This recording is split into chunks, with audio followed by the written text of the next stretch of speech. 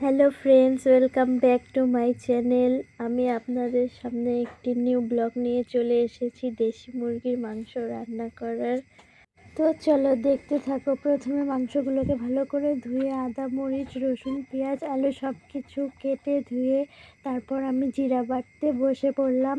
জিরা বাটার পরে মিক্সচারে পেঁয়াজ, রসুন, মরিচ এগুলো বেটে নিয়েছিলাম।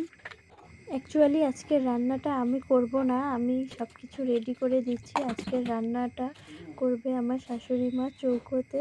আমার চৌকোতে রান্না করতে একটু অসুবিধাই হয়, তো এর জন্য শাশুড়ি মা রান্না করছে। আলুগুলোকে প্রথমে সুন্দর করে লাল লাল করে ভেজে নিয়ে তারপর তার মধ্যে তেলের মধ্যে একটু জিরে, তেজপাতা, শুকনো লঙ্কা, পেঁয়াজ কুচি সব কিছু ঢেলে ভালো করে নেড়ে চেড়ে ভেজে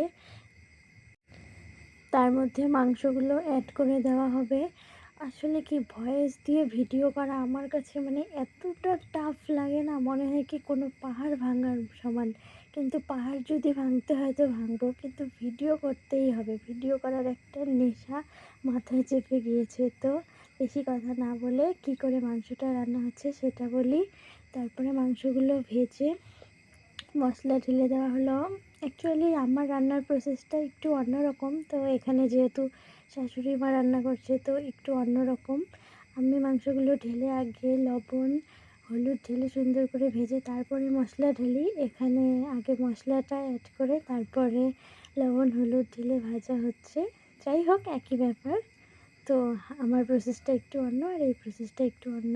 তারপর ভালো করে মশলা ঢেলে কষা কষা করে শুকনো লঙ্কার গুঁড়ো ঢেলে দেওয়া হচ্ছে। ঢেলে আরও একটু কষিয়ে যখন মশলা থেকে তেল ছেড়ে দিবে তারপর আলুগুলো দিয়ে জল ঢেলে দেওয়া হবে। জল ঢালার পরে মাংস মোটামুটি হয়ে গিয়েছে। তো এই দেখো কেমন হয়েছে, দেখতে তো খুবই সুন্দর লাগছে। আর শুধু দেখতে নয়, খেতেও সুন্দর হয়েছিল। অনেক সাহস এবং আশা নিয়ে ব্লগটি করলাম। তো তোমাদের কেমন লাগলো আর পরের ব্লগের জন্য অপেক্ষায়